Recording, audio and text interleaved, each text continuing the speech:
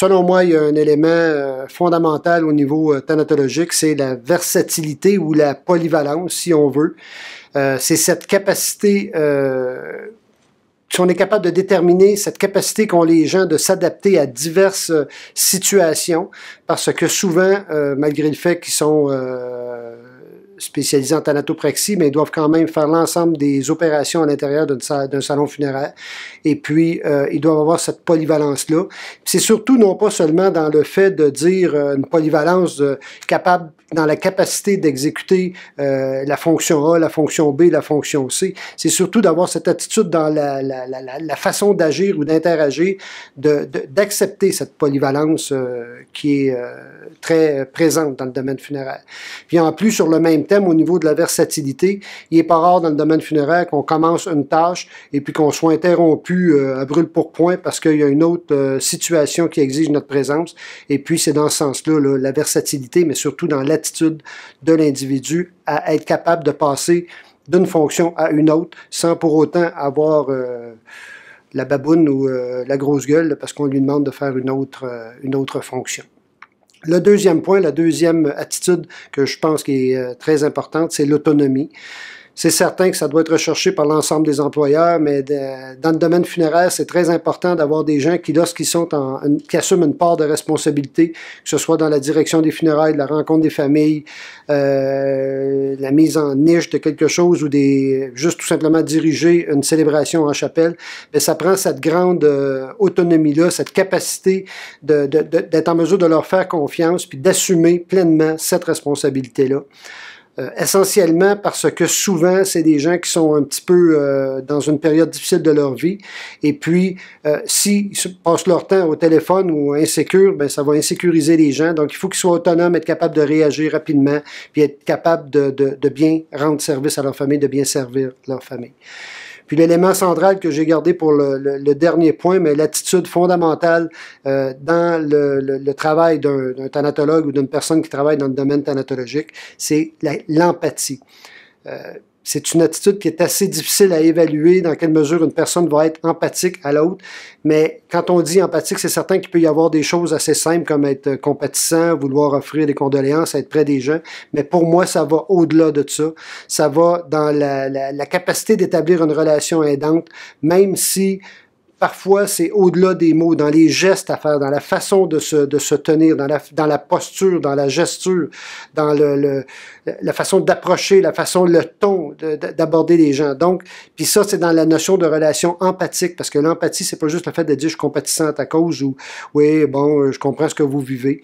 Puis aussi, ce que je trouve qui est important, c'est la capacité d'être présent à l'autre, mais une présence dans le silence, par juste le fait d'être à côté des gens, que ces gens-là sachent qu'ils peuvent s'appuyer sur nous pour être capable de les amener à passer au travers l'épreuve qu'ils vivent ou être capable d'être un guide, être un point de référence pour eux. Donc, ça devient pour moi d'être en mesure d'établir une relation empathique au-delà des mots ou tout simplement un critère, là, dire je suis sympathisant à votre cause, j'ai beaucoup d'empathie dans ce que vous vivez, mais reste que c'est au-delà de ces mots-là. Alors voilà, c'est l'essentiel des 3 attitudes que je pense qui sont recherchées auprès des finissants en thanatologie par les employeurs du domaine. Bonjour. Pour nous, en TAB, donc en technologie d'analyse biomédicale, les 3 attitudes que nous avons identifiées seraient d'agir en fait conformément à l'éthique professionnelle, c'est-à-dire de respecter notre code de déontologie émis par notre ordre professionnel, ainsi que en fait de respecter le code de conduite de l'établissement dans lequel on va travailler.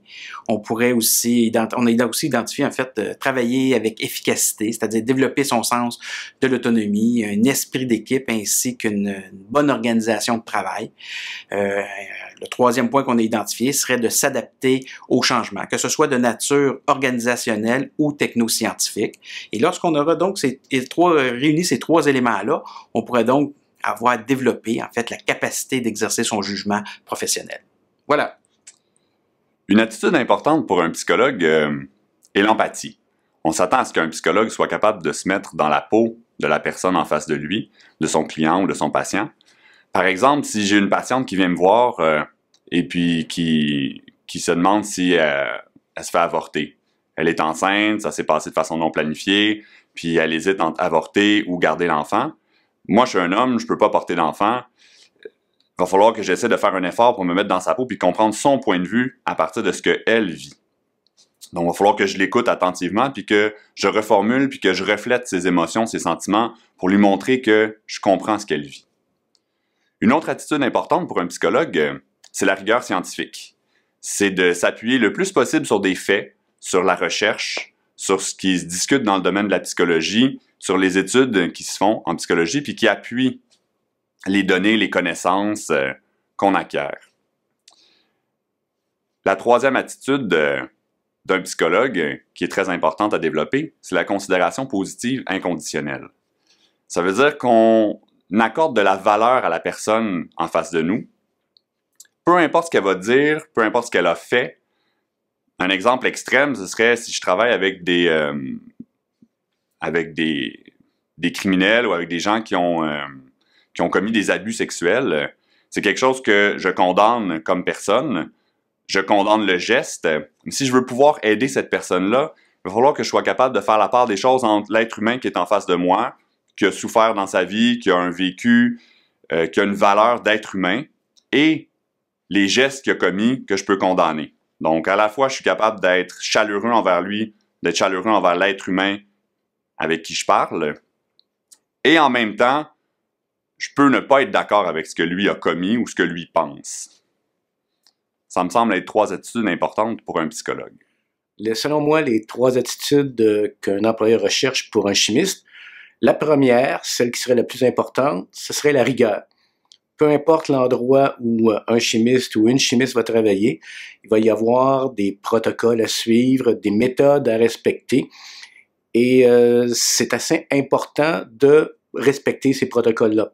Par exemple, si on est dans le domaine des sciences judiciaires, ben la chaîne de possession de l'échantillon est terriblement importante. Il faut qu'on soit toujours certain de pouvoir dire qui a manipulé l'échantillon, dans quel ordre et qu'est-ce qui est arrivé à l'échantillon après. Alors, ça demande un respect des protocoles expérimentaux et ça, c'est assez important. La deuxième attitude qui me semblerait importante aussi, c'est le sens de l'organisation. Dans une journée, il y a toutes sortes de choses qui peuvent arriver et les chimistes vont devoir prioriser les actions à prendre dans la journée et à ce moment-là, il faut pouvoir arriver à la fin de la journée et avoir accompli les tâches de la journée et ce n'est pas nécessairement la tâche la moins importante qui doit être faite en premier. Donc, avoir une bonne organisation. Et la troisième attitude, ça touche l'intégrité intellectuelle. Plusieurs des dossiers, ou je dirais même la majorité des dossiers sur lesquels les chimistes vont avoir à travailler, sont associés à un certain niveau de confidentialité. Alors, il ne faut pas aller parler de ces sujets-là à n'importe qui, dans n'importe quel contexte. Et donc, il faut pouvoir discerner les informations qui sont confidentielles, des informations dont on peut parler autour d'un bon repas après avoir bu un peu de vin. Voilà. Alors, pour faire mon métier, je crois que 3 attitudes principales sont nécessaires. La première, c'est d'être très préparé, archi préparé, je dirais. On n'improvise pas, on planifie, on organise, on s'informe. On va avoir souvent une équipe avec nous, on va avoir à y diriger. Alors, il faut être prêt. Il faut être aussi prêt à tout changement et être capable de réagir rapidement. Deuxième attitude, j'irais vers la ténacité. On doit être là quand les animaux sont là, donc à n'importe quelle heure de la journée. Par exemple, l'oiseau de proie, c'est le crépuscule, c'est la nuit. Les mammifères, c'est à l'aube, c'est au crépuscule, on relève des pièges. Alors donc, on doit être là.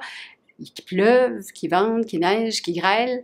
On peut avoir des bris de matériel. Il faut continuer quand même. Alors, même si on a le 4 roues pris dans le bout, puis qu'il pleut à Sio, puis toute l'équipe est découragée, on continue. Troisième attitude, l'attitude, en fait, c'est plutôt un esprit. Alors, un état d'esprit, l'esprit chercheur. En fait, qu'est-ce qu'un esprit chercheur pour moi? C'est un esprit qui est ouvert, qui est observateur, qui est curieux, intuitif et en même temps analytique.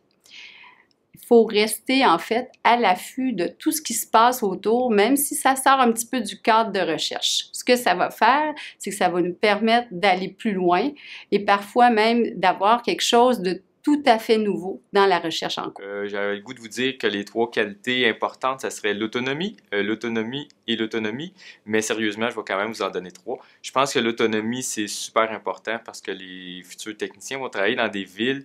Les villes ont peu de personnel, donc ils doivent se débrouiller un petit peu par eux-mêmes et ils doivent développer une certaine autonomie là, par eux-mêmes. L'autre chose aussi qui serait super important pour les techniciens, ça serait la rigueur. Les techniciens doivent être rigoureux dans l'application des règlements, rigoureux dans leur prise de décision et rigoureux dans leurs tâches. Ils doivent toujours avoir la même attitude, la même approche.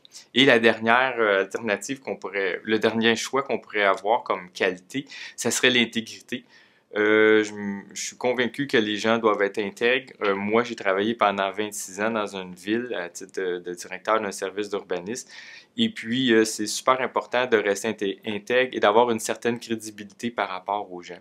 Et je me souviens même que mon premier employeur me disait toujours, Pierre, l'intégrité, ça prend des années à se construire et puis ça se détruit et ça s'efface en l'espace de quelques minutes. Aujourd'hui, je vais vous parler des qualités que doit avoir un technicien en urbanisme. Mon collègue Pierre en a parlé tantôt, là. Donc, qu'est-ce que je pourrais rajouter? Ça serait toute la question de la polyvalence. La polyvalence, dépendamment si vous travaillez dans des plus petites villes ou des plus grandes villes.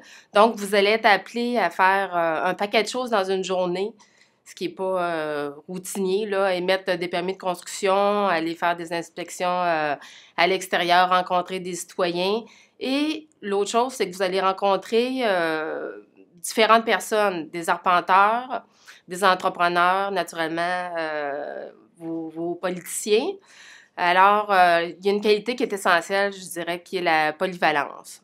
L'autre chose, pour continuer dans le même thème que la rigueur, c'est important parce qu'on doit vérifier des normes de construction. On touche à plusieurs réglementations.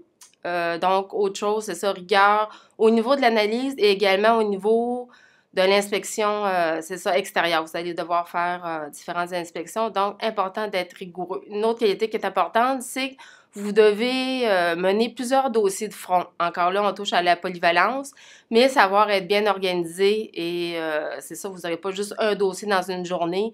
Vous allez en avoir plusieurs, puis tout le monde va vouloir avoir, c'est ça, son permis, par exemple, le premier. Fait que ça va être important de gérer toute cette question-là d'organisation et de dossier. Fait que je termine là-dessus. En département, on a identifié 3 attitudes que nos étudiants finissants devaient avoir pour entrer sur le marché du travail. Donc, la première attitude qu'on a identifiée, c'est l'esprit critique. L'esprit critique, le jugement critique, c'est super important en inhalothérapie parce qu'on est appelé dans différentes situations. On est des intervenants de première ligne au niveau des soins cardio-respiratoires. Nous, comme inhalothérapeutes, on est appelés dans différentes situations. À un certain moment donné, on peut être avec un patient, une personne âgée en train de faire de l'enseignement. Tout à coup, on a un code qui se lance, un patient en arrêt cardio-respiratoire. Donc, les situations sont différentes une de l'autre et il faut savoir vraiment gérer extrêmement bien ses émotions, son stress avec l'équipe de travail. Donc, la troisième attitude que nous avons identifiée, c'est l'initiative.